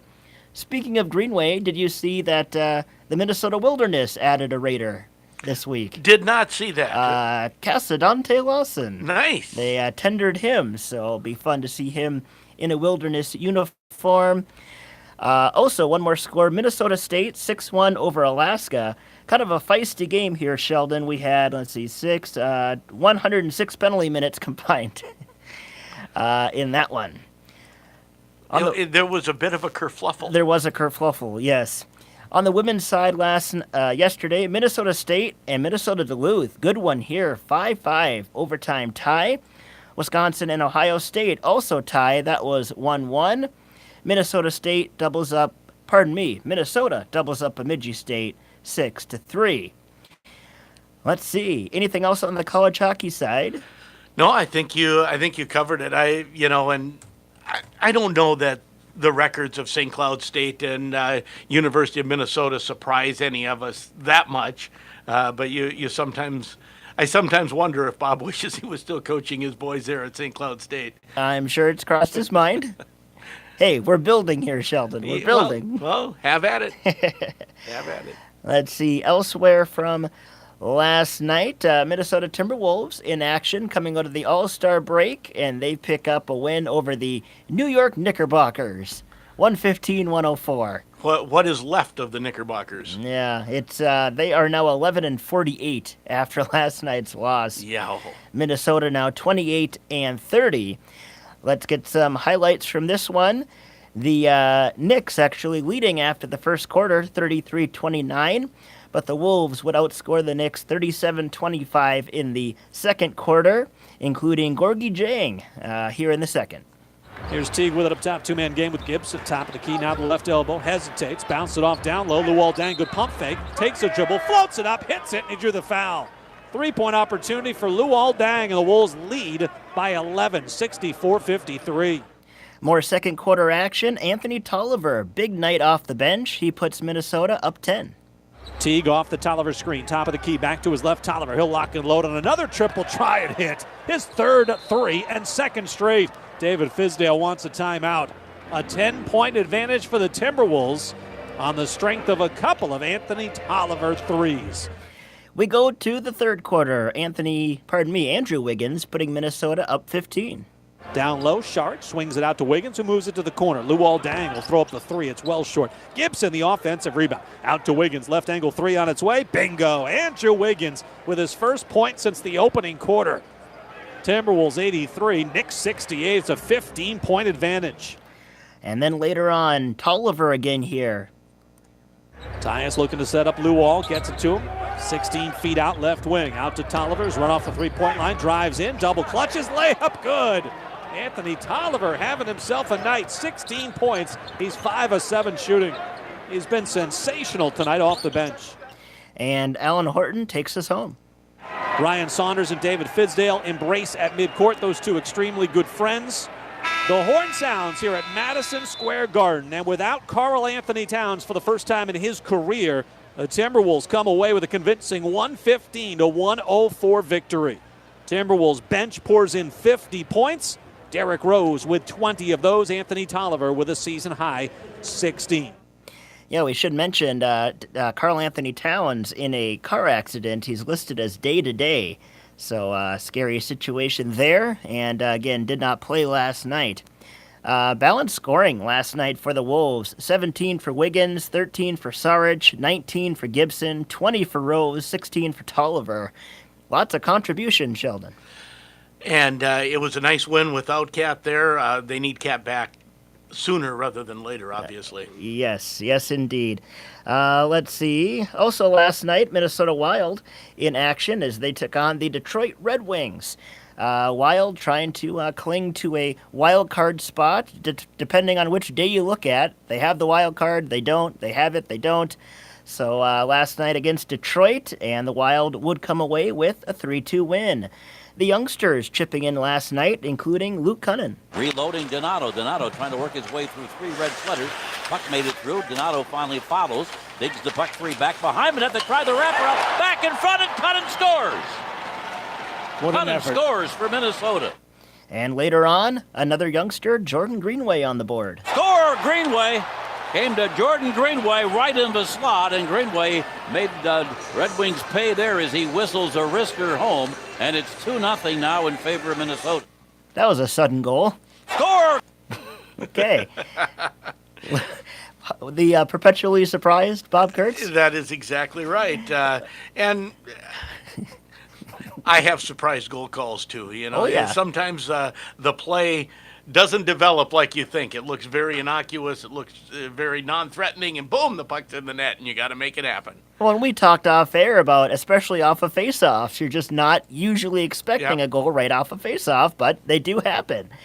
Also, later on, Eric Stahl with a 3-1 marker. 2-1 lead here for Minnesota. While working in front, Bernier knocked it down in front, trying to cover it up. Stahl gets a free, scores! Stahl for Minnesota on the power play, and the Wild have a 2-goal lead again. They lead Detroit 3-1. And Detroit wouldn't get one in the third, but it wouldn't be enough as the Wild get the 3-2 win. Earlier in the week, Wild trading forward Charlie Coyle to Boston in exchange for fellow forward Ryan Donato. Coyle's a Boston guy, went to BU, so I'm sure he's excited to have a fresh start in Boston, and he's back home. That he is, and the Wild get a little bit younger, as I believe Coyle 26 and Donato 22. Donato is not really stuck with the big club.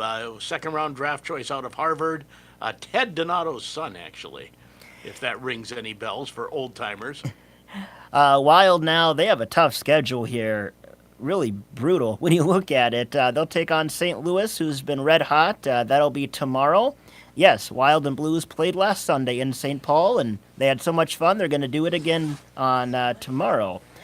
And then later on the schedule, Jets, Flames, Predators, Predators again, Lightning. Just a tough schedule here for the Wild. And if the Wild are going to do it, it's going to be on the strength of those kids that we were talking about. So looking forward to the rest of the Wild season. We'll see if there's any more trades before the trade deadline next week. Let's see. Anything else you'd like to hit on? Grapefruit League action starts today, Minnesota Twins. And we will not have today's game on, but we will have Twins baseball on the air tomorrow. It will make you feel warmer, I guarantee it. Holy moly. The birds will be singing, crack of the bat. and you'll all wish you were in Florida. Yes, so Twins and the Red Sox tomorrow in our Grapefruit League opener here on KOZY. We'll take a timeout, MNN News coming up, and Grand Rapids girls basketball in studio. KOZY. If your patio doors stick, squeak, or leak, replace them with Anderson patio doors. Their low E-glass, low-maintenance exteriors, rich wood interiors, and wide range of sizes can turn patio door replacement into serious home improvement. Stop and see Derek, your Anderson window specialist at Anderson Glass, Grand Rapids. Qualifications and rules apply. Visit Woodland Bank for details. If going to the bank was more like going out to eat, where would you go? You could try some Mega Bank. Welcome to the bank. How can we help you? Yeah, can I get a free checking account? That's one high-fee checking account. Would you like a credit card with that? I said free. Extra fees. Ugh. Or you could visit a community financial institution. Welcome. My name is Doug. I'll be taking care of you today. We have a generous selection of free checking varietals. Our Kasasa accounts are some of my personal favorites. Kasasa? Kasasa pays you cash rewards for meeting a few easy qualifications. All fee-free, of course. Yeah, I'll try Kasasa. Excellent choice. Get free Kasasa checking and great service at your local community institution. That's KASASA. Hi, this is Brian Nicholson, president of Woodland Bank. Ask for Kasasa at any Woodland Bank location or go to woodlandbank.com.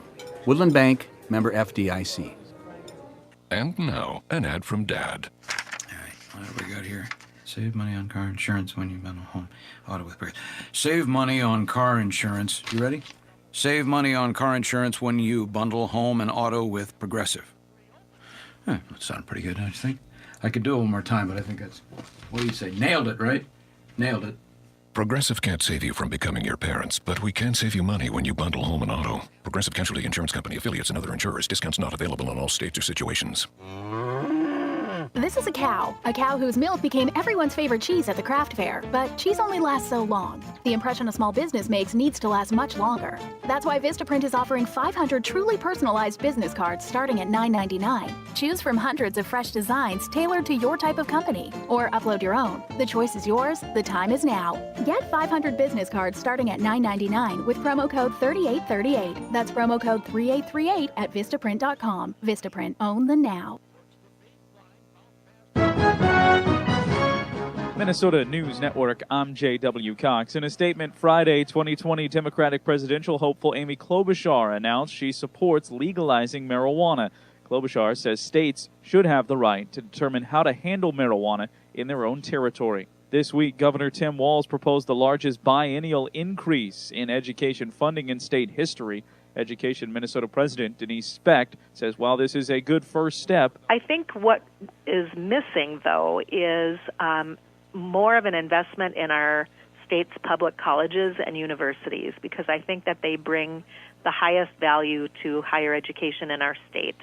A man has died after being critically injured in a Dakota County house explosion that killed his wife earlier this month. An obituary confirmed the death of 57-year-old Brian Suleman. The explosion happened on the morning of February 5th in Hampton, Minnesota. This is MNN. Why was the basketball court all wet? Because the players kept dribbling on it. The dad joke. Corny, groan-worthy, but also one of the simplest ways to share a moment with your kids. What did the buffalo say when he dropped his son off for school? Bye, son. So take a moment to make your kid laugh, because dad jokes rule. Make your kid laugh today. Go to fatherhood.gov. Brought to you by the U.S. Department of Health and Human Services and the Ad Council. Here's farmer and landowner John Prue. We purchased the land about 3 years ago, and there was an old farmstead on there with trees. We were going to clear the land so we could farm through it. We thought we knew where the pipe was, so we didn't call to get it located. The work on our property led to the damage of a light crude pipeline. Fortunately, no one was hurt, but it could have been much worse. Never assume the location or depth of underground lines. Always call 811 or visit clickbeforeyoudig.com before you start work. A message from the Pipeline Operators for Ag Safety Campaign. You want to feel connected, at one with your world. Informed, included, and inspired. So no matter where you are, We have an accident on the expressway. when important things happen, You see this man, contact authorities immediately. we're here at all hours, in the moment, on every device in your life. Your local radio and TV broadcasters. We investigate and inform, Our political investigation saved taxpayers. give back to the community, Our radio station is now accepting donations to help rebuild this community. even save It lives. is time to just hunker down. It's too late now to leave. America's #1 source for news, weather, and information on your radio, TV, computer, tablet, and smartphone. We are broadcasters. Always here for you, wherever here may be. Tell Washington local stations matter by texting radio to 52886. Furnished by NAB and the station. Message and data rates may apply.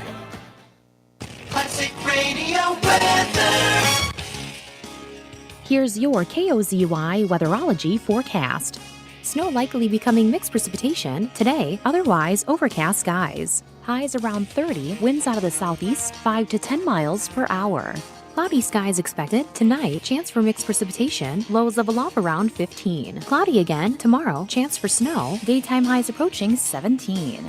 About an inch of snow today through tonight. From the Weatherology Weather Center, I'm meteorologist Jennifer Wojcicki. Currently, it's 25.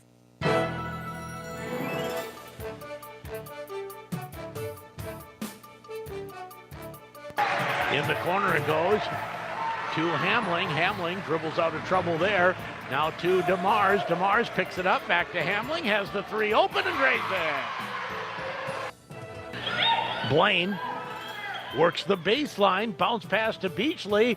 Finds DeMars. No, can't finish. Gets the rebound and puts the reverse layup home. Karen Hamling on the run. Brings it ahead, works against Kinseth, now to DeMars. DeMars, kick it to Beachley. Baseline jumper good for Beachley. And right now, the Thunderhawk offense working, and they have the lead, 12-11. Rebound to Roberts, goes ahead quickly to Blaine. Blaine will slow it down, now takes the delayed three and drains it. Liberty Blaine on the scoreboard with a three, and it's a 10-0 Grand Rapids lead. Wojciak and Beachley will jump it off, and Grand Rapids controls the tip. Here they come left to right. DeMars launches a three. Has it. And just like that, Hannah DeMars is a part of the 1,000-point club. That didn't take long. 6 seconds, and Hannah DeMars hits her 1,000th point.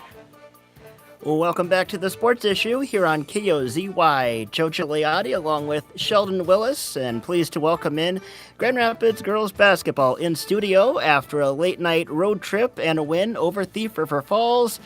Sheldon, take it away. Well, yes, happy to welcome in the bright-eyed and fully awake Grand Rapids girls basketball team and coach Maya Roberts, Emily Wachnick, Liberty Blaine, and head coach Chris Hamling. Everyone's been telling me, Maya, about 2 o'clock in the morning for getting to bed. Isn't that past your bedtime? Way past my bedtime. So Emily, it seems odd that, out of all the games down in the cities you girls play, this was pretty much your latest night coming home, headed out into the middle of nowhere. Yeah, it was like snowing the whole way home too, so the bus driver was going pretty slow, which was like a good thing. But I was like, we look out the window and it's just like blowing into the windshield, and we're like, nice. Bad visibility the whole way. Yeah. So can you sleep on the bus when that's going on? I did not sleep at all. Heck no. Yeah. No, I don't sleep on buses no more. I don't either. No sleeping on buses? No. I'm great sleeping on buses. Charters maybe, but not school. Oh no, this was a school bus. Yeah. You don't get charters for the longer trip? We've had them maybe 3 times this year. If it's like a long overnight trip, we'll grab them. But for one day like that, 2.5 hours, we usually take a school bus. Yeah, the booster club says that's a lot of fundraising if you take buses too often. We've had a few overnighters, so we're trying to save a few pennies. Yeah. That's always good. A win that maybe people look around and say that was a little closer than what we anticipated yesterday, but you're also playing a little shorthanded this week. We are, yeah. So it's definitely different. The team atmosphere is a little different too, but all around we did work really well as a team, and we came out with a win. Well, and it looked to me I don't know, Liberty, I guess the mic is in front of your face, so I'll ask you. But it looked to me like maybe the last 2 or 3 weeks that this team has hit another gear and started playing at another level. Yeah, this last couple of weeks, like you said, I don't know, we just kind of flipped the switch a little bit and kind of turned stuff on. We've been working really hard in practice, and it's coming down to the big game, so we're working really, really hard. And Emily, I know, Hannah's certainly been one of the focal points of the offense, but her point totals have shot up in the last few weeks from what she had before. What is she doing differently, or is the offense a little different? What's happening where all of a sudden her points are going, against some teams from, 22 to 35, 36 points? Yeah, Hannah drives the ball really well, and she's able to, finish, probably one of the best on our whole team, and that, really helps her, and it's good that the rest of our team can, get her those opportunities as well to make those finishes, and I think that's really helped her scoring this year. Now, you also had a weekend last weekend, right? You were down in the Twin Cities and played last year's champions, right? Robbinsdale Cooper, and played that game. I mean, it was a single-digit game the whole way, from what I understand. And talk a little bit about how the team played against Robbinsdale. We played really, really well. I thought, defensively they're super fast and they drive the ball, and so we were really having to, close gaps, and we got into foul trouble, and that to me, I look back at our stats and film, and we lost it on the free throw line. We put them on the line 29 times, and they made 23 of those, to our 16 free throws. So, you take half of that away, it's a good game. But then we, our post player went down with an ankle injury, and so, she wasn't at full speed. So it was, we made do, and it was a close, tight game, and I was pretty happy about it. And then the next night, Maya, you go up against Hopkins, and as I look at Hopkins' record, and they're always good, but this may be one of the historically best teams in the state of Minnesota, not just this year's best team, right, Maya? What was it like playing against that? What did I hear? 9 D1 players on that roster? There's more than that. There's got to be at least 10 there. Okay. There's going 10, to be more. 11, I would say right now 10 I could. You have to, if you're not a D1 player, you're not even getting on that roster this year, right? And playing against them was honestly such a great opportunity for us, and it just makes us so much better. Playing these high elite teams like Hopkins, they're incredible. Yeah. And what were some of the things that it's one of those things where you have to be caught watching sometimes. Yeah. It's like, wow, did you see that? Sometimes it's just dang, they really just did that. The amount of no dribbling and just pass, alley-oop, lay-ins, it's just sometimes you just gotta watch. There was one where the girl actually went to alley-oop the ball. It looked like she was it was a high pass, and she made a 3 out of it. Yeah, flat-footed, just throws it up. She's like, oh my gosh, and oh, okay, wow. So I don't even they would pass the ball over your head, and then you would just in awe just kind of stop and just wow, okay, that just happened. But yeah, they're amazing. It was cool to play with them again. So and I don't know, and you've had them on the schedule for a couple years now. This is second year. Yep, second year. And I guess that's a tribute to Grand Rapids basketball. They say, hey, this is a worthwhile game for us. Do they have trouble filling their schedule? They do. Oh yeah. Brian, they do. They have a very hard time getting teams to play them. We play them again next year, and you look at their schedule, and you look at it just you're not going for the win, but there's a lot of learning experience that you get when you get to go up against a team like that. And you go in either knowing you might not win, but you set goals. And you try to attain those goals, and you want to maintain it. And it's just the speed of the game. That's right there is benefit for us. Level. It's a whole different level. And when you can play actually back to back, Cooper, Hopkins back to back, you get that speed. We came out that next game against Duluth East, and you could tell that. Wow, we just we're a little bit faster tonight. And is that what you took out of it as well, Maya? That you just. By the end of the game, you're playing that much faster because of who you're playing against? Yeah, the competition makes you so much better, and then going into the next game against a team who's not Hopkins just makes you play like you're playing against Hopkins, and it's really fun. Now, as I look at Minnesota Dash scores, it says seeding's coming out tomorrow, right, for 3A basketball, and it looks pretty cut and dried for the first few. It does, that you've earned that number one seed again. I think we talked about this last year. You end up with a bye with the 17 section. Yes. Do you like that, or do you say, well, could we just schedule an exhibition against somebody or play an alumni game or something? We did that last year. We had scrimmaged Big Fork last year, which was really great for us. I don't know if it'll be in the works this year. You kind of take it both aspects. You're kind of relieved that you have that bye, but that means a whole week of not playing. So it's more intense in practice. There's benefits and there's cons to it too. So Stealing a microphone from a young lady. I'll give it back. Okay. Yeah. It doesn't sound like it's on. Well, that would be silly.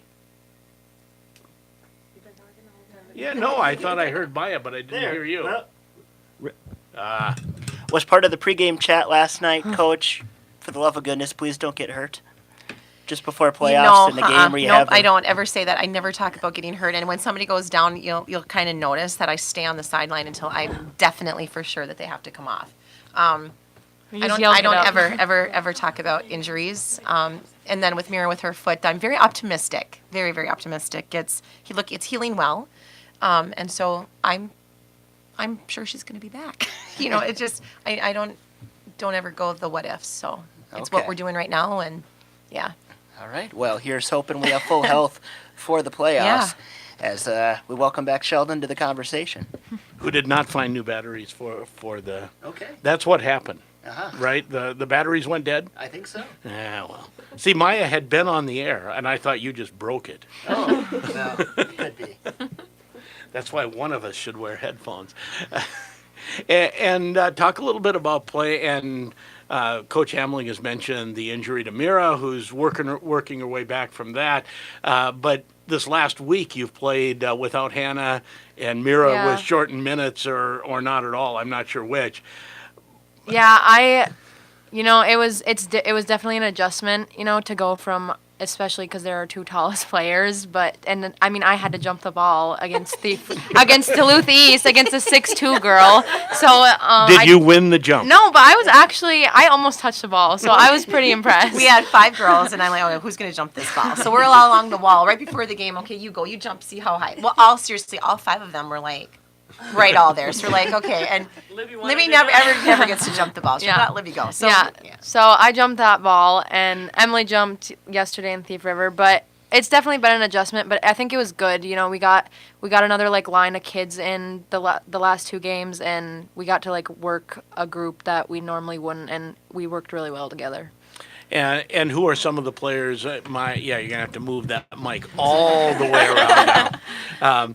And who are some of the players that have stepped up and gotten a lot more playing time the last 2 games? Honestly, I think everyone on this team has stepped up. We've had some players who never really played that got in, and they did amazing. They did what they needed to do, and we got the win, and it was really good team play. Okay, so name some of the players that were in the game a lot that normally haven't been getting much playing time. Megan Denny, Brianna Sherping, Maddie McKinney did great, Marika Beachley, basically everyone on the team. Yeah, we had a rotation. We had 8 girls with a rotation of 3. So okay, I was so proud and amazed at how everybody stepped up to do what we need to do.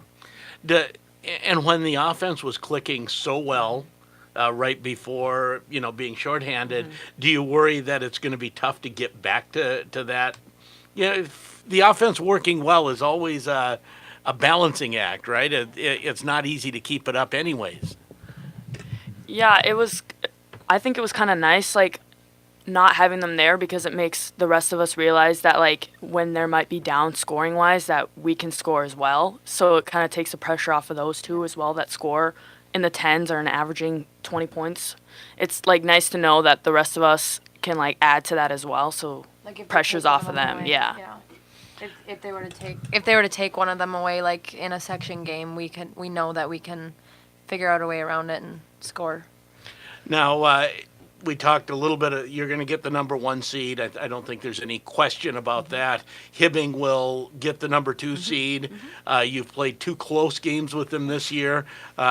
Would that be a little bit different atmosphere in a section final meeting Hibbing than meeting Princeton or Chisago Lakes or someone like that? A little bit. You know, being at a section final, it's stressful anyway. I mean, no matter which team it is. I mean, I don't know about the girls, but like for the next 2 weeks, I'm like not fun to be around. It's very stressful. It's it's a whole different level. You know, it's do or die. You know, you lose, you're done. And you know, none of these girls want to be done. They've worked so hard. We have 7 seniors, so you know we try extremely hard to get them to the next level. But I do think it's such a rival with them that it's going to be a good game. We have the advantage. You know, our schedule is difficult. That's prepared us for a final. And they've never been to a final before. It's nerve-wracking. It's coaching, playing. It's a whole different level. I mean, there's the energy in the building is crazy. A completely different. It's hard to explain it. Yeah, it's hard to explain. It's fun, but it's you want to vomit the whole day. Yeah, that is the perfect way to describe it. So Liberty, does it feel? And you're still a week and a half away from a possible section final. Yep. Does it feel different knowing it's your last year? Yeah, it's a horrible feeling. It's really sad. So, yeah, I'm just gonna leave it at that. You knew it was coming. Yeah, People I did. grow up. Emily, you talk a little bit about how that feels for you as well. Yeah, it's kind of like that's it. So if you don't leave it all out there, you don't got another game to put it all out there again. So it's kind of us 7 seniors are kind of gonna go all out, we'd say, and it's the last 2 games, so might as well. Well, it's not like you didn't go all out last year. True, but this is when kicking into that other gear. Yeah. Chris says season 2 starts Monday. Well, of course. So that's what we do. Season 2 again starts with us, and we just go. Is there ever a worry that a senior has so much pressure and wants to win so bad that he get a little bit tight? Absolutely. Yes, I've seen it. Yeah, no, you know what though? That's what the rest of the team is for. That's the support that we have for each other. You know, and there's usually the nerves come out for the first 5 minutes of that game, and then you relax and you start playing your game. So you see that's what you have to do. You have to take the pressure off the seniors, Maya. You're a junior, right? Yeah, I am. Yeah. So and you can't imagine what it's going to be like next year coming into your senior year. No, it's going to be so different because it'll be basically a whole new team since we do have 7 seniors.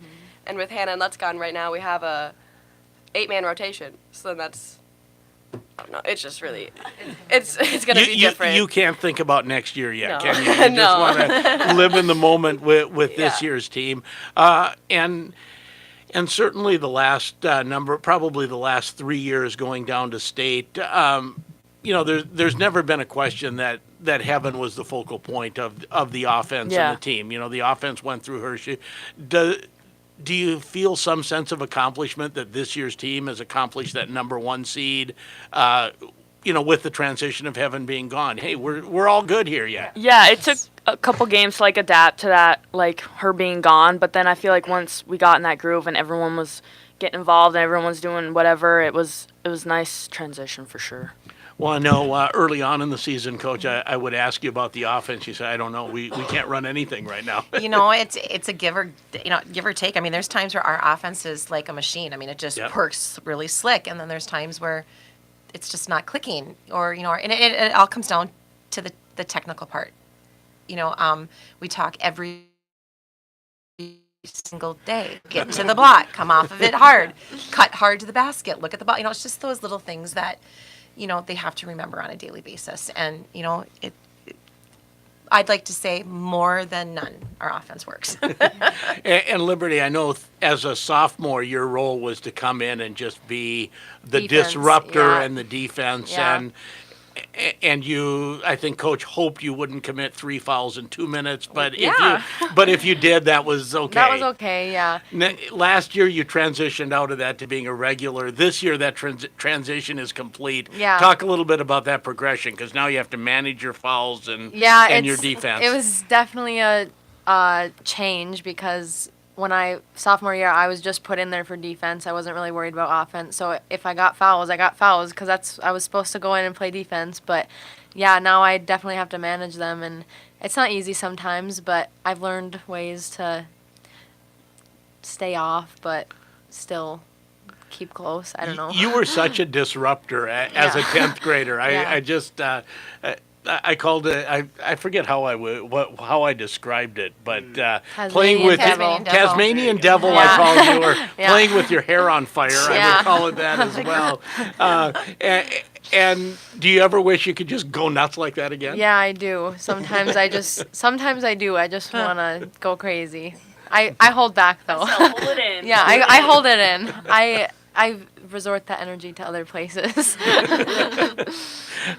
So is there anyone who has that role, that Tasmanian Devil role on this? Yeah, year? probably Megan Denny for sure. When she goes in, she's just normally we put her on like their best ball handler. Something's happening, and we need to get her in that rotation. She just goes ham on them. Sometimes she'll get 2 fouls in like a minute. Well, last night it was like, so we needed Megan for both offense, defense, and she was at her 3rd foul, and I'm like, okay, no. And like I've never been like worried about Megan getting fouls just because she's just a great defender. So when she was at that 3rd foul, I was like, okay, wait a minute.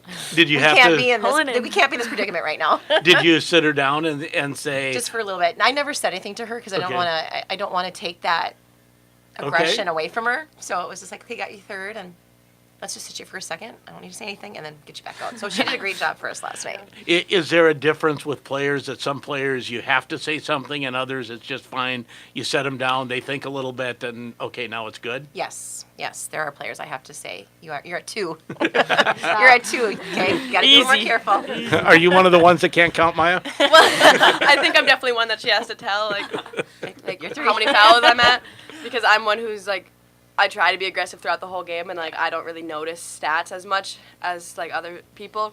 And so when I have 3 fouls, it's not as much in my head as like other people when they have 3 fouls. So I definitely do have to be. You're one of the ones that needs reminding. Yes. Okay.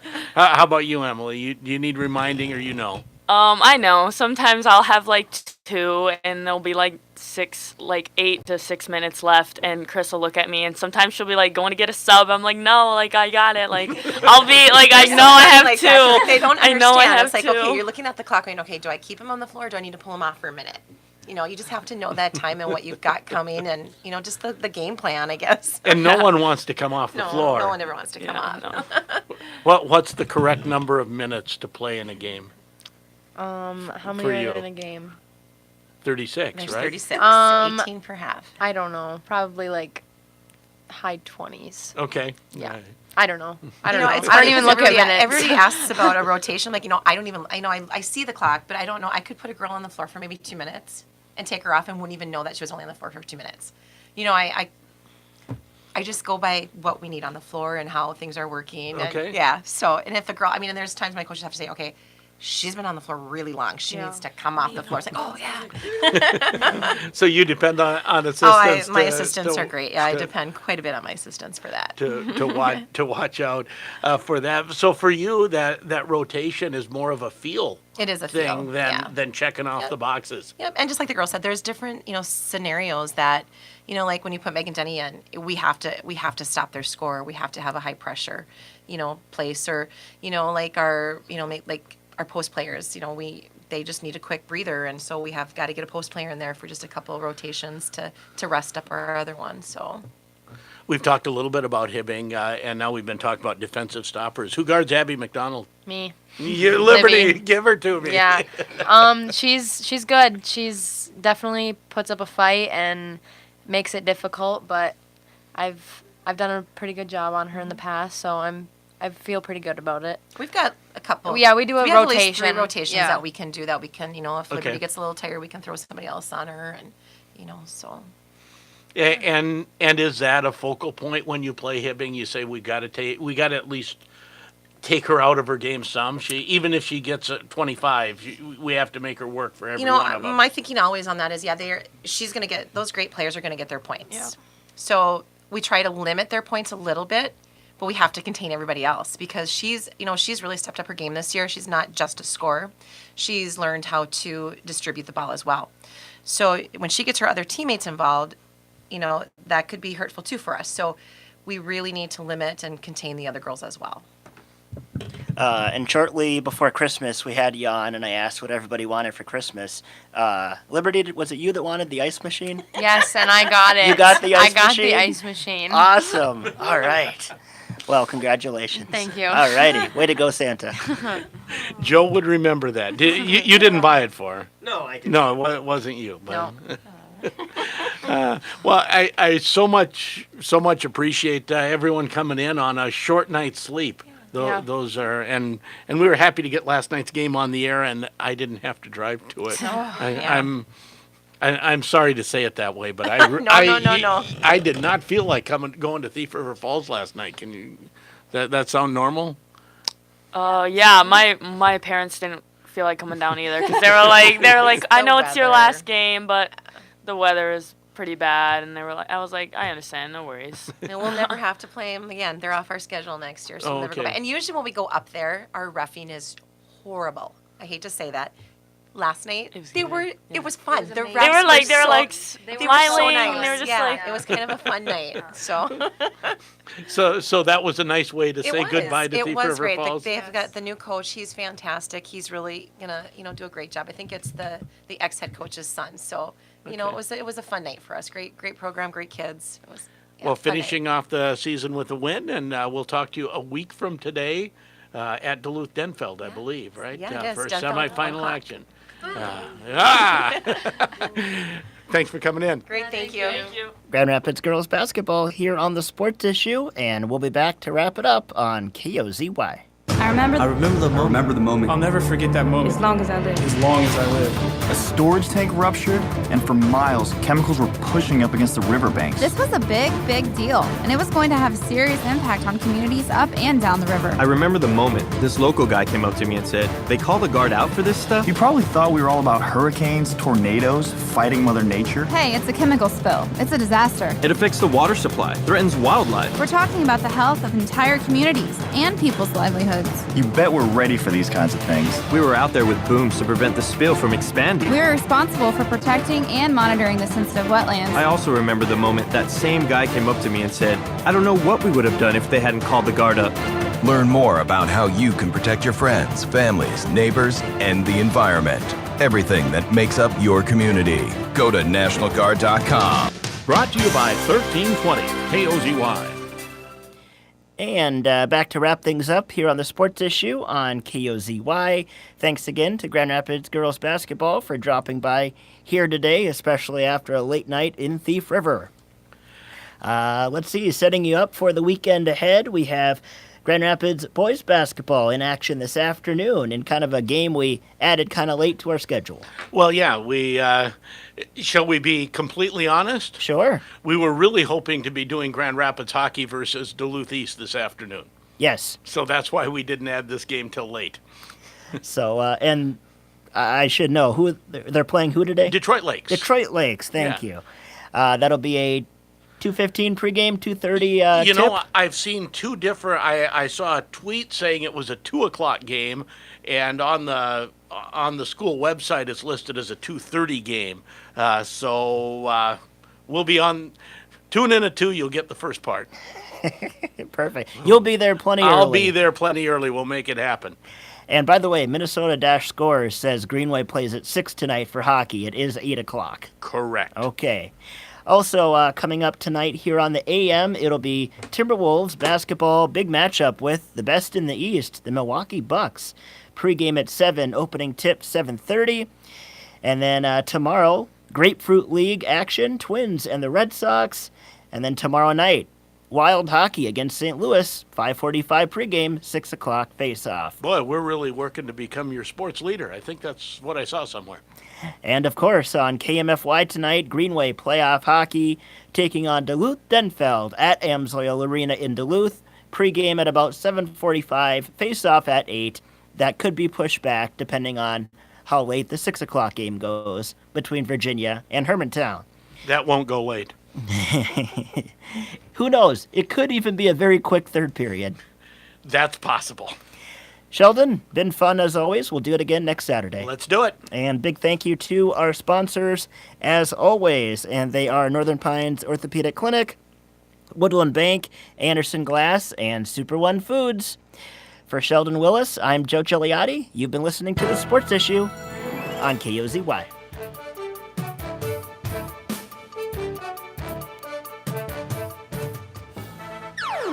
$13.20 KOZY Grand Rapids. Locally owned, locally operated. From ABC News.